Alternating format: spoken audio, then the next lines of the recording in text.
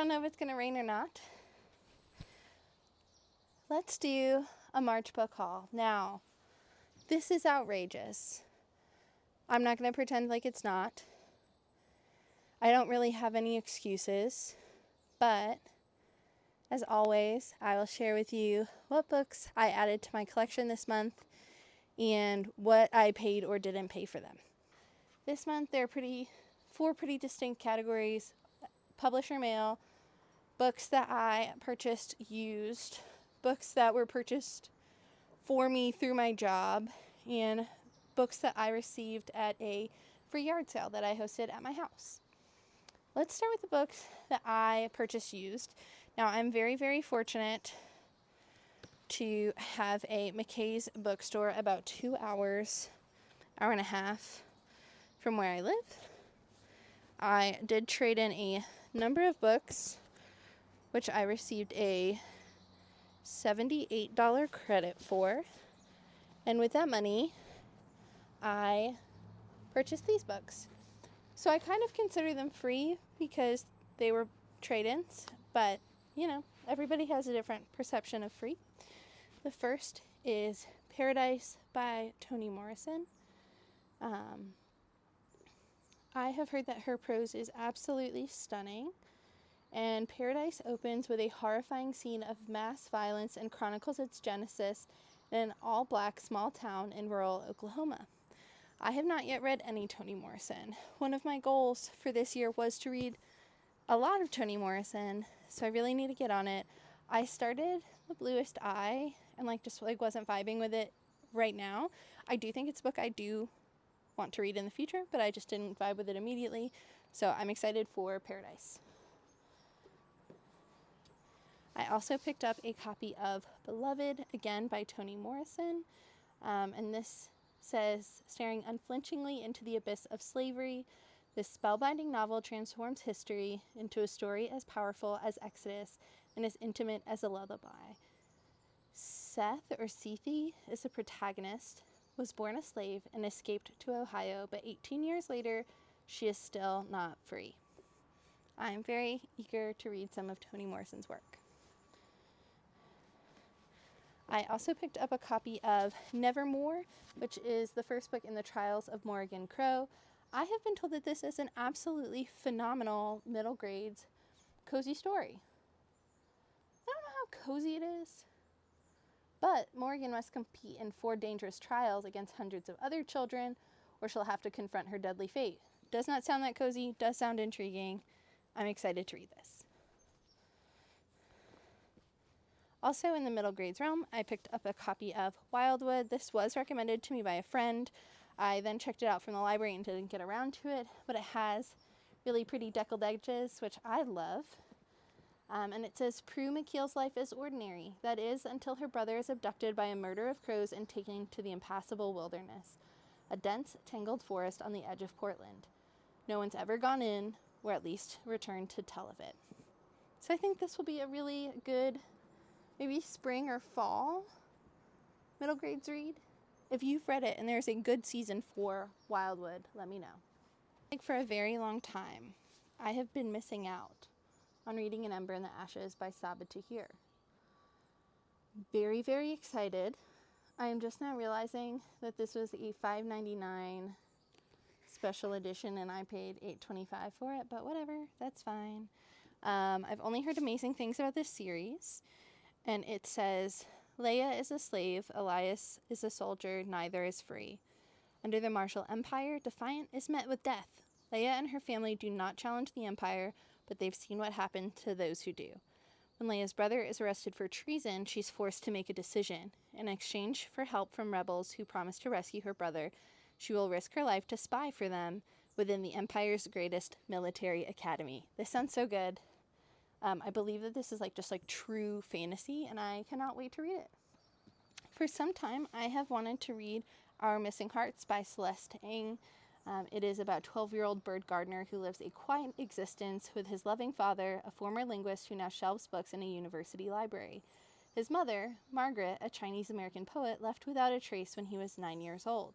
He doesn't know what happened to her, only that her books have been banned, and he resents that she cared more about her work than him. I've heard that this is beautiful. I also am interested in using this for a course this fall, so I will be reading this hopefully very soon. One of the folks on here that I really enjoy recommendations from is Rihanna. She recommended the Gilded ones. She loved it. I can't wait to read it.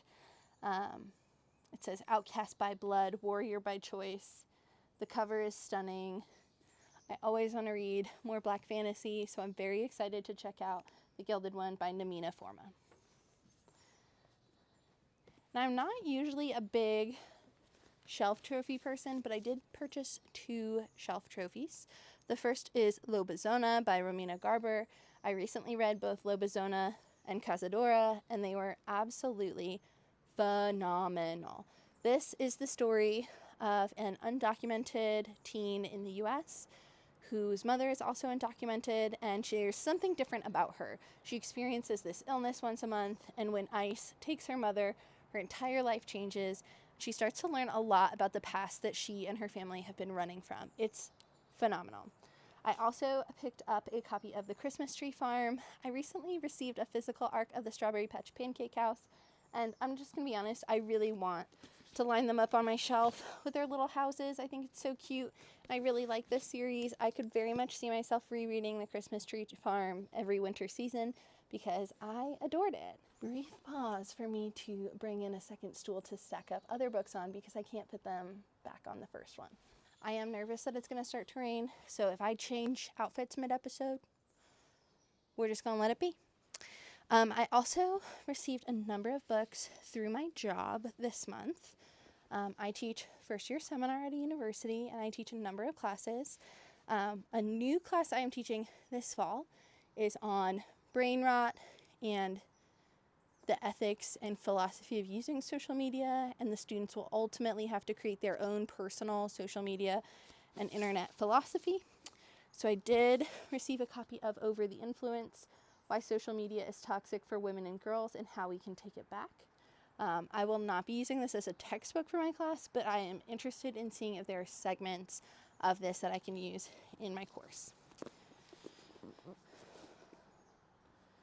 I will also be teaching a modern dystopian fiction course. So with the exception of Parable of the Sower, which will be our first read, we are going to read all dystopian fiction written since 2000, and it will be very diverse dystopian fiction.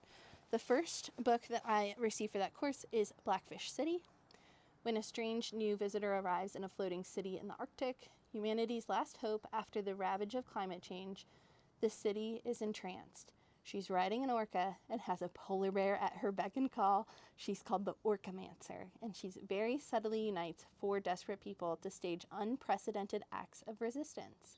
By banding together, they will learn shocking truths about themselves and save their city before it crumbles under the weight of its own decay.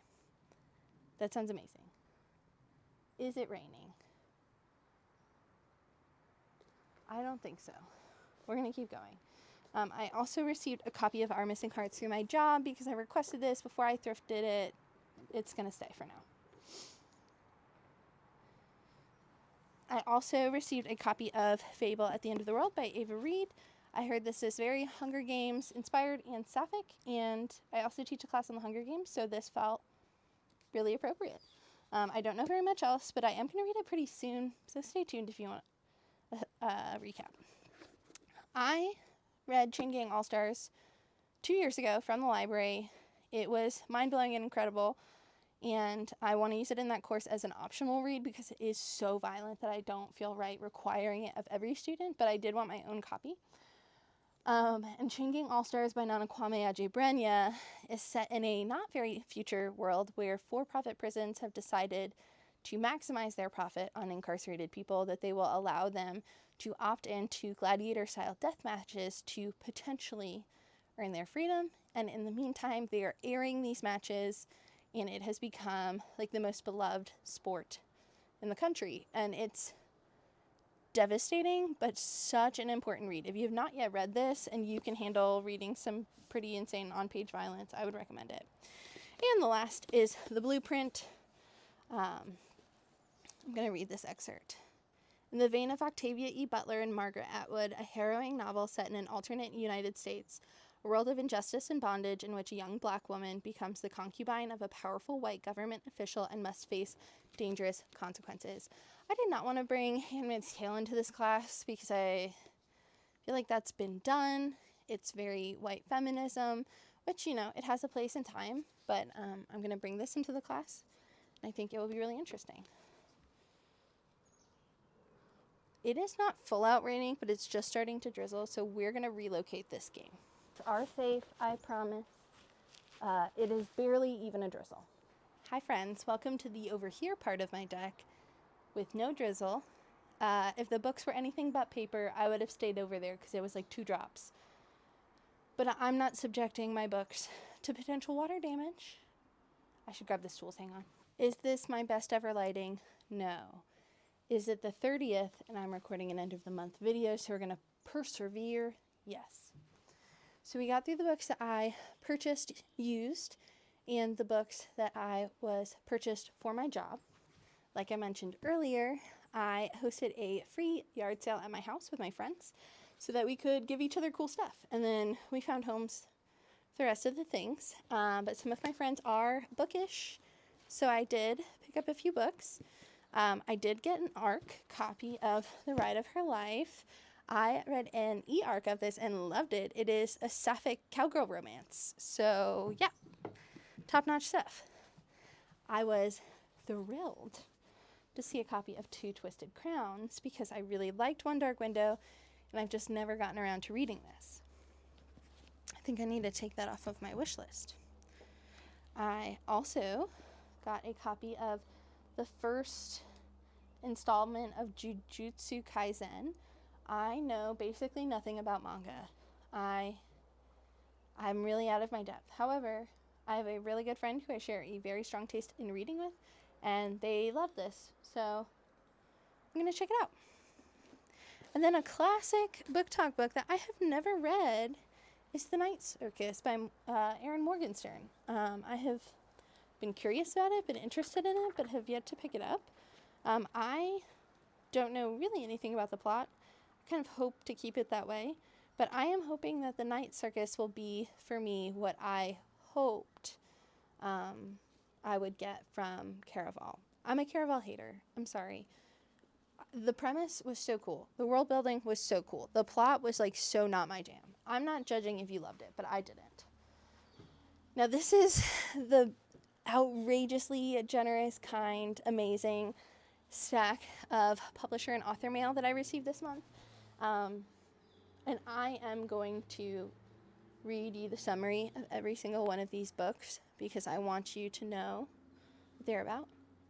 And because I am so grateful that they were sent to me that I feel like giving you a really thorough explanation of what they are about and then giving you a review in the month that I do read them is the least I can do for the very kind publishers and indie authors who sent me things. The first is The Gentleman and His Vowsmith by Rebecca Ide. This came to me from Saga Press. It says, an arranged marriage goes wrong when a murderer is added to the mix in this queer historical fantasy rife with arcane magic, deadly conspiracies, and high heat encounters. This does release on April 15th. I am optimistically of the belief that I will read this by April 15th. I say that knowing full well that April is typically the busiest month of the year on a college campus, but I'm going to do my best because it does look really, really good. And it's got like these cool, it's got these cool runes around this. I am pretty confident I'm going to like this. So hopefully I'll read it by the 15th, but if I don't, I want to be able to read it in a way that I can do this justice. The next is also an early or a late April release. No, early April. I know this is early April. Yep. The next is an April 1st release. It's called Insignificant Others by Sarah Gio, and this is from William Morrow Books. It says, what if you could have a second chance to say yes to the one who got away? Lena Westbrook, a perfectionist and workaholic, has carefully planned and orchestrated every detail of her life. career, love, and everything in between, which, to be fair, was precisely me at 18. I really thought I had it all figured out. So when her boyfriend lets her down on the night she expects him to propose, Woods much? She's heartbroken and confused. Lena flees to her beloved aunt's home on Seattle's picturesque Bainbridge Island to lick her wounds, but when she awakens the next morning, she's no longer in a cottage nestled on the Puget Sound, but rather in a chic Parisian apartment with a handsome French man who seems to think that Lena is his wife. From the elegant neighborhoods of Paris and sparkling skyline of New York City to the charming landscape of Kinsale, Ireland, and many other unexpected destinations, each time Lena wakes up, she finds herself somewhere else and with someone else. In each experience, she's given a glimpse of what life might have looked like had she chosen one road not taken or another. And as she becomes more clear-sighted about her past decisions, Lena begins to wonder, were any of these former romantic encounters actually significant? I feel like this is the happy romantic version of the Midnight Library. And I particularly did not like the Midnight Library because I thought it was kind of a sad fest for me without a lot of gain. I think a lot of other people pulled really significant things from it. I did not. This sounds like what I wanted to read when I read the Midnight Library. So I'm very excited to read Insignificant Others. Honestly, my greatest problem in life right now is that I have more amazing books to read than I have time to read them. And I'm just going to name that that's an extremely privileged problem to have. Aside from the fact that the world is burning. I'm not going to downplay that. That's a fucking nightmare. But day to day, things are good. I also have The Art of Exile by Andrea Max. This sounds so freaking cool. This came from McElderberry Books, and it's out in May of 2025. And it says, unlike the high-achieving members of her family's secret society, I love a secret society, Ada Castle has mastered nothing but the art of falling for the wrong guys. But now she finally has the chance to prove her worth. She just needs to gain access to a hidden school that her family has been trying to locate for generations. Granted, she accidentally goes on a date with a recruiter first and then is temporarily abducted, but Ada manages to secure herself an invitation to the Genesis Institute, where descendants of exiled Renaissance masters practice long-lost arts and sciences. This is so cool. I believe this was sent to me as part of the Simon Teen Influencer Program, and I am beyond thrilled because this sounds so up my alley. The idea of there being long-lost arts and sciences really appeals to me. I am literally standing in front of a loom that was made in 1810. I love keeping art and craft alive. I also have this spinning wheel, and I love doing stuff like that. So I just think this is going to be really cool. And I love a secret society. I love a magical secret school. Sounds right up my alley. And if you love stuff like that, I really think you're going to like this. Let me tuck this in so I don't lose it. McElderberry Books, via the Simon Teen Influencer Program, also sent me The Tournament. It says 3 girls, 1 winner, no mercy. Gardner isn't like other boarding schools. There's the survival skills class that has students killing and gutting animals, and then there's the tournament, a competition available only to 7 elite seniors. The tournament is revered by the entire student body. They do almost anything, including completing a series of grueling physical challenges to win the Champions Cup. And this year, 3 seniors make the tournament more cutthroat than ever. I'm not gonna lie, as a kid who grew up thinking that she could win Survivor and Big Brother, I think I'm gonna be obsessed with this. I also just finished reading an arc of Enchantra, the sequel to Phantasma, and I'll be honest, the smutty parts of those books are fine, but it's the games that I am there for. I love a challenge, a set of trials. I am positive that the tournament is going to be right up my alley. I can't wait to read it. Because I shoved this in the middle of the stack, I didn't do it when I should have, but I just want you to know that if you have recently enjoyed the audio quality of my content significantly more, that is thanks to Emily V, who sent me this sweet little lavalier mic that I am absolutely loving. It's so easy to use, and I really do think it is saving my voice, which, Emily, shout out to you. It's really helping. Okay. Also from Simon Teen, I received Island Creatures by Margarita Engel. This releases in July of 2025. I feel like this is going to be a perfect summer read. And it says, every day, Vita reads to the creatures at the Wildlife Rescue Center and dreams of her childhood in Cuba, where she and her best friend Adon adventured through the island, rescuing animals from harm. Unbeknownst to her, Adon has also moved to Florida and is feeling trapped in his new home, buffeted by the stormy fights between his abuelo and papi. When a chance encounter with a captive fox leads to their reunion, Vita and Adon are able to find refuge from the cruelty that surrounds them in their sore, rekindled romance. They end up working together in a zoo that rescues rare species. This sounds amazing. I can't wait to read it.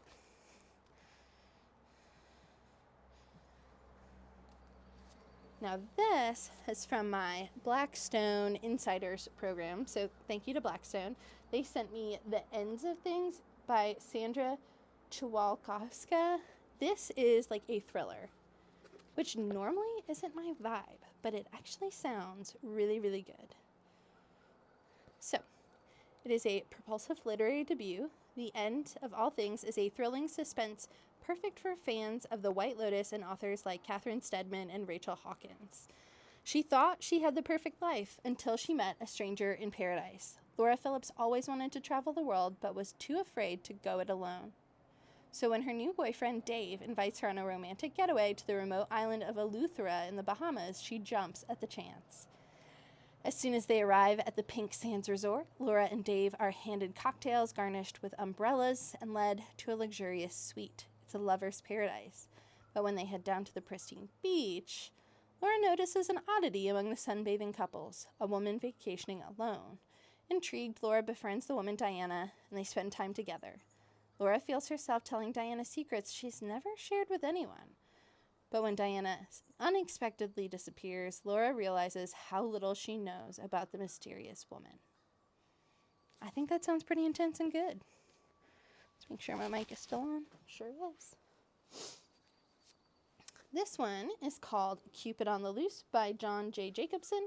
It's from the author of All the Cowboys Ain't Gone and California Fever. It is a romantic comedy about the exuberant intoxication of amore and its often hilarious antics. It is a 21st century twist on Shakespeare, A Midsummer's Night. Sorry, y'all. I really thought I heard something. It's a 21st century twist on Shakespeare, A Midsummer's Night's Dream. Cupid on the Loose is a delightful romp that takes an entertaining and humorous look at the foibles of infatuation, lust, and romantic love. This is from Blackstone, and I believe it has already been published.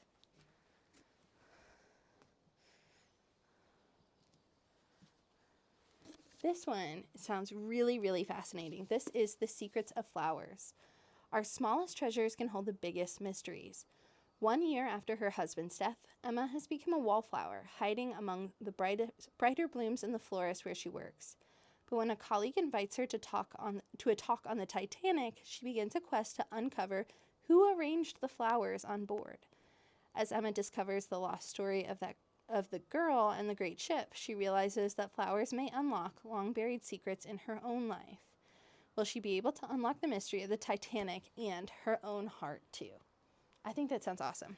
I love anything with, like, flowers having meaning and things like that, and that looks like a great quick read. If you are a big historical romance, historical reader, The Players by Minette Walters is probably going to be right up your alley. It's in England in 1685, decades after the end of the English Civil War. The country is once again divided when King Charles II's illegitimate son, the Protestant Duke of Monmouth, arrives in Dorset to incite a rebellion against his Catholic uncle. It is a story of guile, deceit, and compassion. Secrets are kept and surprising friendships are formed in a dangerous gamble to thwart a brutal king's thirst for vengeance. I imagine if you were a lover of Outlander by Diana Gabaldon, you might want to check this out. That stack is getting a little precarious. This one was an absolute shock. This is also from Blackstone. This is out May 20th, 2025, from Lynette Noni, who wrote The Prison Healer.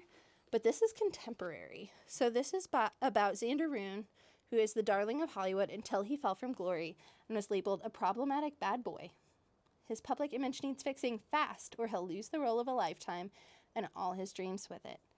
Charlie Hart is a regular teenage girl who despises everything Xander represents, but thanks to her scheming best friend and an ill-timed social media competition, Charlie finds herself pretending to be Xander's biggest fan on a 4-day reality TV adventure led by renowned survivalist Raikun Hawk. Scaling towering cliffs, navigating claustrophobic caves, and encountering deadly wildlife are not the only dangers facing Xander and Charlie, because when their trip goes horribly wrong, they're left stranded in the Australian wilderness. No Raikun, no film, no rescue. The only way they'll survive is if they trust each other. But in order to do so, both will have to let go of the ghosts of their past and maybe find themselves and one another in the process.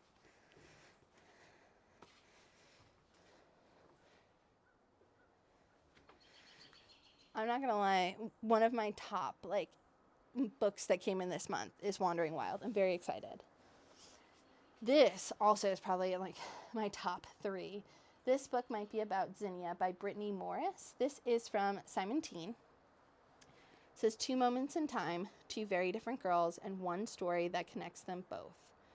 Flashback to 2006, and teenager Tuesday Walker is barely making it through high school after experiencing a loss that had her on leave for months. To cope, Tuesday writes a series of entries in a journal, but when the journal is lost, it feels like reliving all the trauma all over again.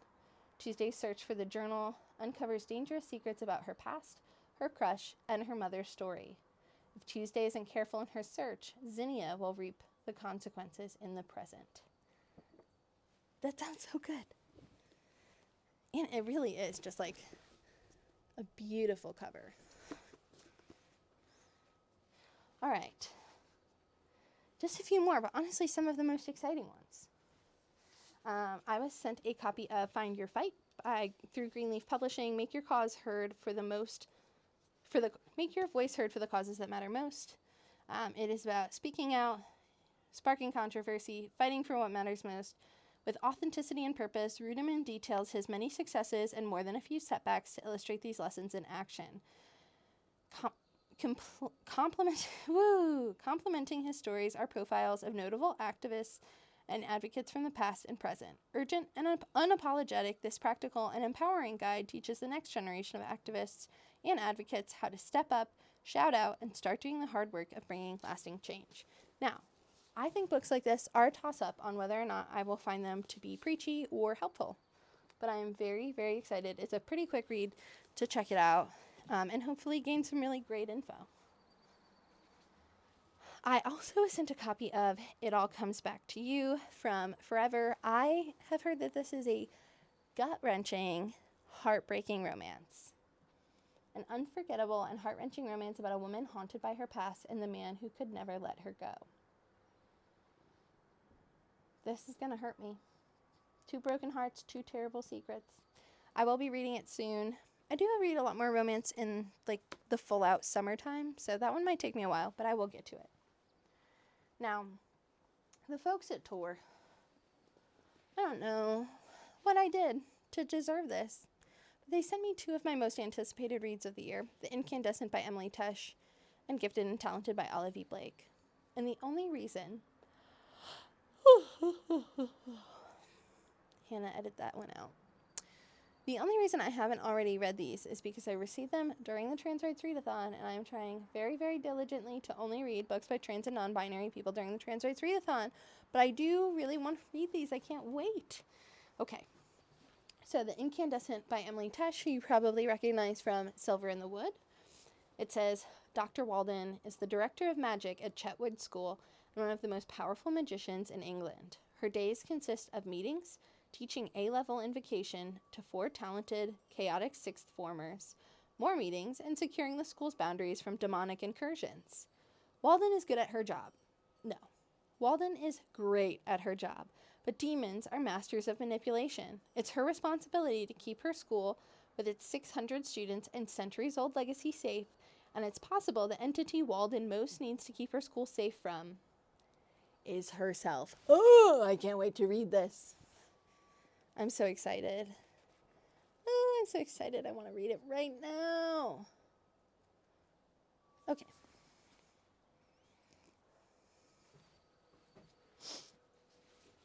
As I mentioned, I also am one of the extremely, extremely lucky people to receive a finished copy of Gifted and Talented by Olive E. Blake, author of Masters of Death, The Atlas Six, Alone with You in the Ether.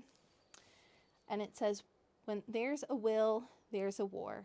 Thayer Wren, the brilliant CEO of Ren Fair Magitech and so-called father of modern technology, is dead. Any one of his 3 telepathically and electrokinetically gifted children would be a plausible inheritor to Ren Fair throne. Or at least, so they'd like to think. Meredith, textbook accomplished eldest daughter and the head of her own groundbreaking biotech company, has recently cured mental illness. You're welcome! If only her father's fortune weren't her last hope for keeping her journalist ex-boyfriend from exposing what she really is. A total fraud. Arthur, the second youngest congressman in history, fights the good fight every day of his life. And yet his wife might be leaving him and he's losing his re-election campaign. But his dead father's approval in the form of a seat on the Ren Fair throne might just turn his sinking ship around. And Elide, once the world's most famous ballerina, has spent the last 5 years as a run-of-the-mill marketing executive at her father's company after a life-altering injury put an end to her prodigious career. She might be lacking in accolades compared to her siblings, but if her father left her everything, it would finally validate her worth by confirming she'd been his favorite all along. On the pipeline from gifted kid to clinically depressed adult, nobody wins. But which Ren will come out on top? You cannot tell me that doesn't sound freaking amazing. Oh my gosh. And not to mention, if you're thinking about buying the hardcover, look at the end pages. Stunning. There's 3 on that side, 3 on this side. Ooh, I can't wait. I cannot wait. This sounds... What? What does that mean? If you take off the... It says this book will make you happy. That seems ominous, right? Like, I'm happy to have received it, but that does feel kind of scary. Alrighty. We're getting into the danger zone here, but we're going to keep stacking. I also received a copy of The Ministry of Time, a novel, which was a New York Times bestseller and a Good Morning America book club pick. I don't know if it got like republished, reprinted, or what, but essentially it says, a boy meets a girl, the past meets the future, a finger meets a trigger, the beginning meets the end. That sounds freaking awesome. In the near future, a civil servant is offered a salary of her dreams to work on a top-secret project. A recently established government ministry is gathering expats from across the country to establish whether time travel is feasible for the human body, but also for the fabric of space-time. I saw so many people have this in their top reads of the year, so I can't wait to check it out. One of my followers, Alexa Shea, sent me her book, The Shield, book 1 of the Shield series, and I'm so excited. Save the universe or save each other. Amy's 16th birthday party is ruined when her 2 best friends start fighting and storm out. Her day only gets worse when things begin exploding around her. A foul-tempered spirit has awoken in her mind, and it tells her she's the reincarnated host of the Shield. We're going to try this again. We're going to try this all again. Amy's 16th birthday party is ruined when her 2 best friends start fighting and storm out. Her day only gets worse when things begin exploding around her. A foul-tempered spirit has awoken in her mind, and it tells her she's the reincarnated host of the Shield, born to defend against the Sword. The Shield wants to protect all life, and the Sword wants to end it, yearning to send the universe back into the quiet of nothingness.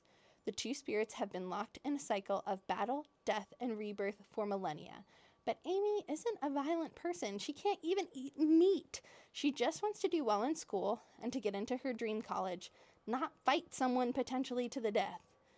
Connor has spent his entire life diligently training to be the Sword's perfect host and has never questioned his fate. Until meeting Amy. He's only ever wanted to live up to his family's expectations. He's even willing to die in battle, but Amy slowly opens his eyes to a different path, and now questions all that he has. Starting out as enemies, Amy and Connor slowly become friends and grow into more. Trapped by destiny, they must decide between fighting for the fate of the universe or fighting for themselves. This is a spice-free, young adult, supernatural romance with a slow burn, enemies to forbidden lovers storyline. I cannot wait. Alexa sent me the coolest, package with her book and goodies, and I can't wait to read it. I also received a copy of Everything is Tuberculosis by John Green. I adore the Anthropocene Reviewed. I'm not going to tell you about this because I know you've heard about Everything is Tuberculosis. It's everywhere on the internet. I'm very eager to read it. I think it's going to be super interesting. And my partner works in medicine, so I'll probably have him read this afterward. That's getting sketchy. Let's try this. We are blending the stacks, but it's for safety. The folks at Avid Press sent me 12 Trees, the Deep Roots of Our Future. I am very intrigued to read this. It says the world today is undergoing the most rapid environmental transformation in human history, from climate change to deforestation. Scientists, ethnobotanists, indigenous people, and groups of all kinds are closely studying trees and their biology to understand how and why trees function individually and collectively in the ways they do. I'm a master gardener. I eat this stuff up. I also have so many friends who work in the environmental space, so I am excited to read this and then to share it with them. Also, what a great cover. I will also, if you heard me talk about a book and you're like, oh, shoot, can't remember what it was called. You don't want to go back through the video. I am going to list all of the titles in the comments. All right, and the last one is Boys Were Boys, and this is from Lauren Hollander, who is one of my TikTok followers. She wrote this book, and it says, on a random Wednesday, over half of the male population across the planet disappears. No warning, no rapture, simply gone without a trace. The events that unfold over the following 3 months are told through the eyes of 5 different women across the world. This sounds so good. I cannot wait to read this. Because it is indie published, I don't think I could use it in my dystopian class, but I might reference it. I'm very excited. All right, and that's a wrap on the extremely kind and generous number of books that were sent to me in the month of March. I'm going to try to get a quick clip here with all of them. Yeah, posting book content is the coolest thing I've ever done. I love to read. I love to help other people read, and I love to show you all of the new books I'm getting so I can encourage you to read them. If you enjoyed this, go ahead and do all the comment, subscribe stuff, and I need to put these down. Oh, that was terrifying.